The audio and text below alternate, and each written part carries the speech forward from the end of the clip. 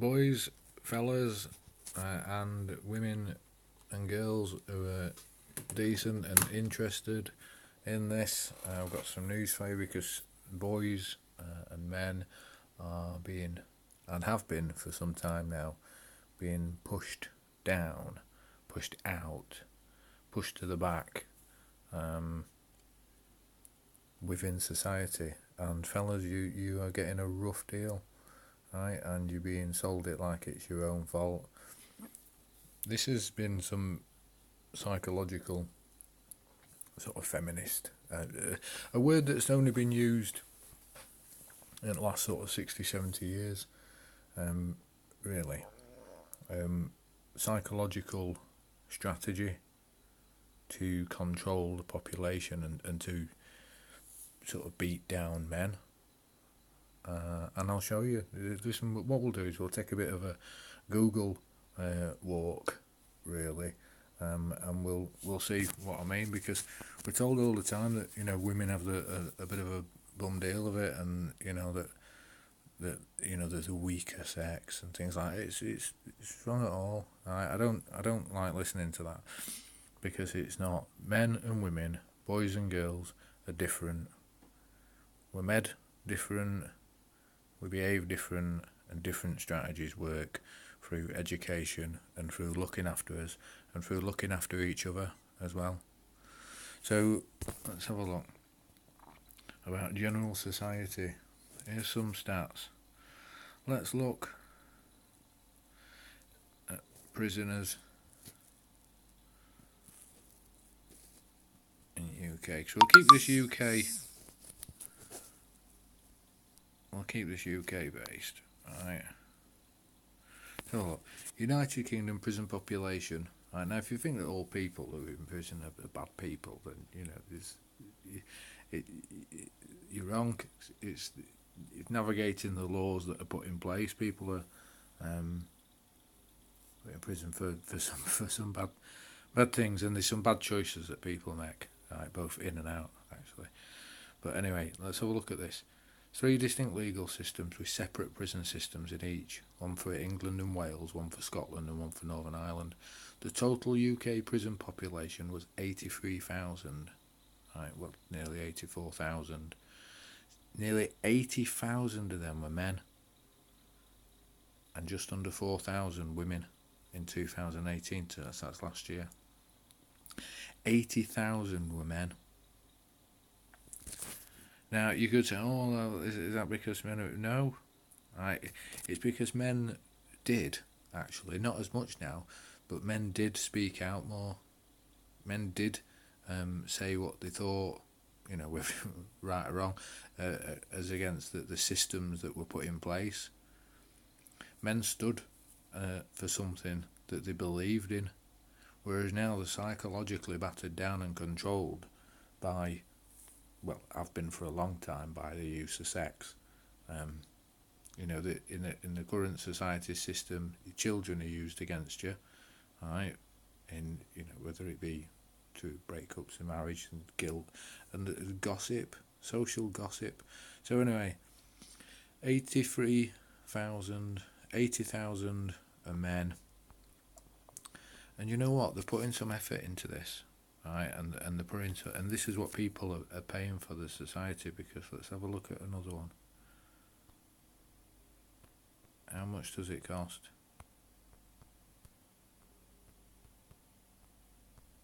Right. Let's keep a prison out of range, because it's... Let's have a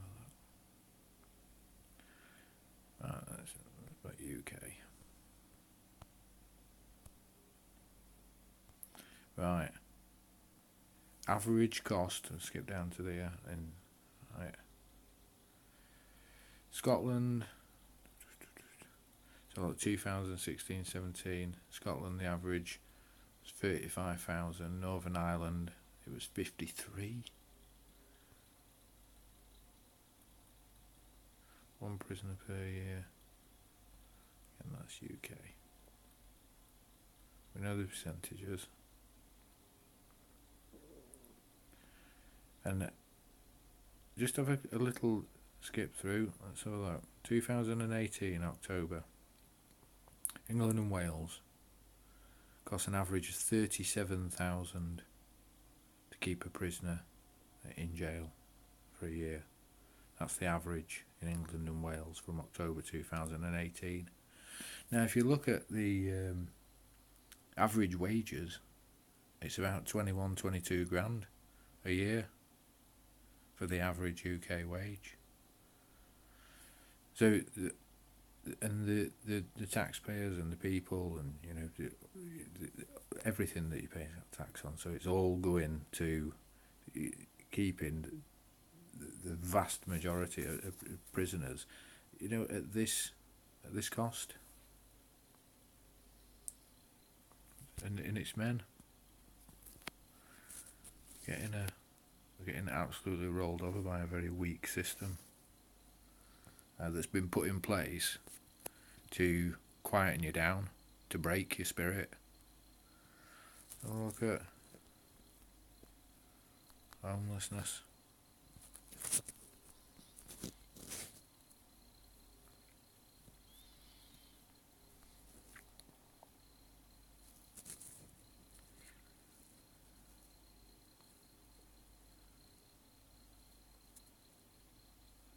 It's generally 70%.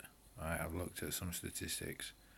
Right, usually 70%, between 70 and 80% are men, and that's living on the street, and that's for many different reasons. Right, whether it be mental health, drugs, lack of employment. Right. But you're getting squeezed in all of these areas, and as you're talking about employment,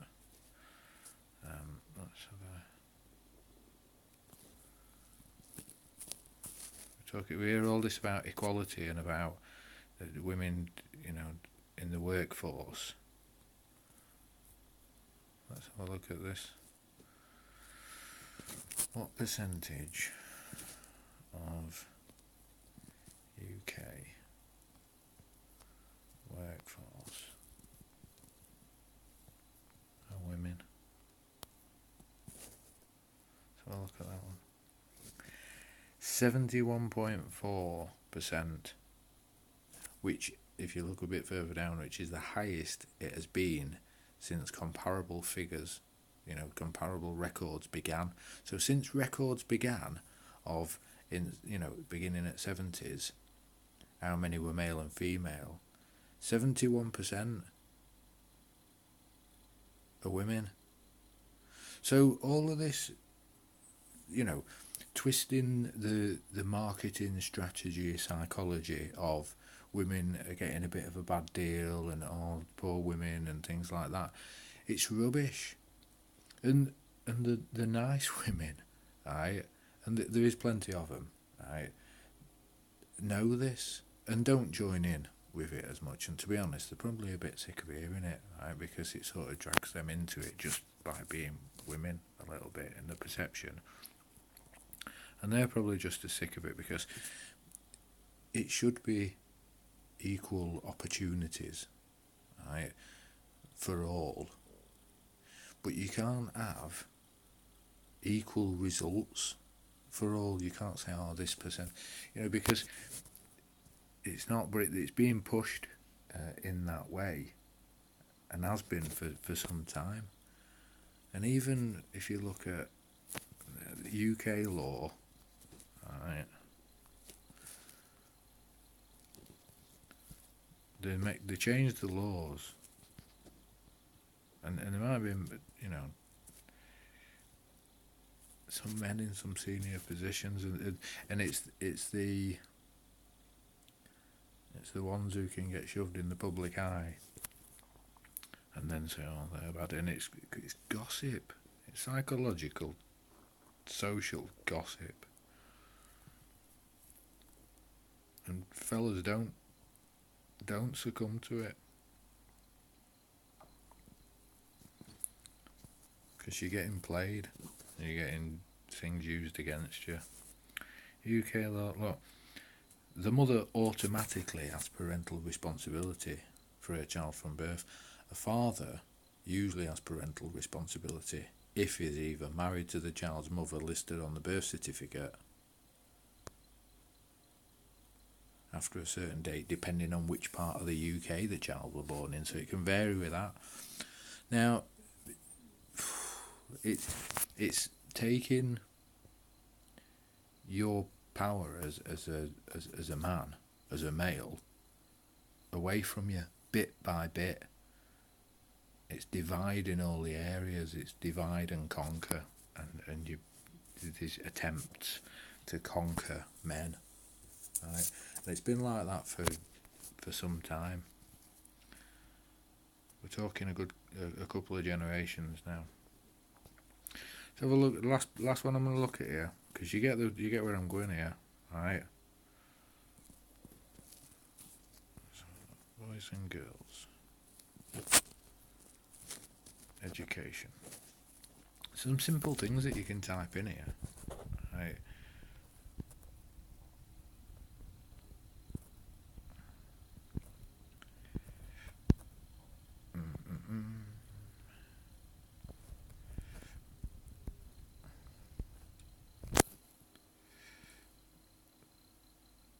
So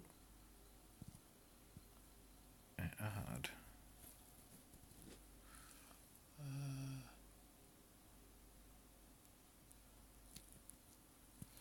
let's have a look.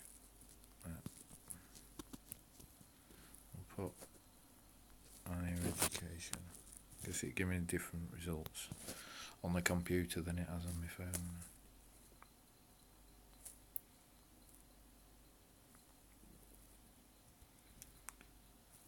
Gender gap,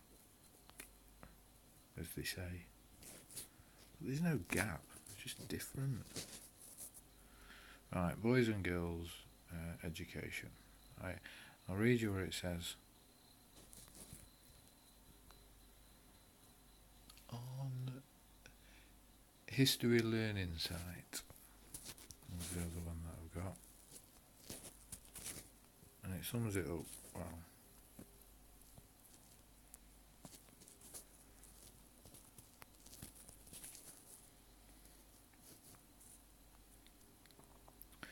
Okay, here we go. And 60s, 70s, there were concerns about girls underachieving in the education system. Right. So between the 60s and 70s, and this is where it swung over, right? This is where the big sort of swing was in the swinging 60s, right? Drugs and sex and, everything's used to turn you all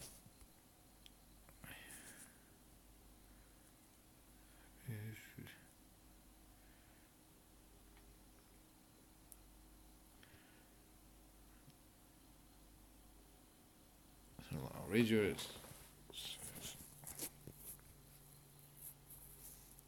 Why is it all feminism and education? Feminism. Let's have a look at. I'll tell you what. Let's do this here. Well, basically, the bits. While I do this one, I'll read you what I've got on the other screen. In 1970, 400,000 boys and 200,000 girls went into higher education. By 1990, 20 years later, girls were caught up with boys. Just over 600,000 boys went into higher education compared with 500,000 girls. By 1997, girls had overtaken boys, right? And had 200,000 more students in higher education. That's in 2001. That's 18 years ago. Now, if you look at the employment figures, right, that we just looked at 70%, what is that now? We're being run. Alright. Have a look at this for any words, alright, that you want to have a look at. Feminism, alright. Now, translations and more late. Alright, here look. This is what I look at. Only been used. Look at that, from 1960s, sort of, right? Or let's say maybe late 60s. Look at the trend in that. And this is, this is no accident, right?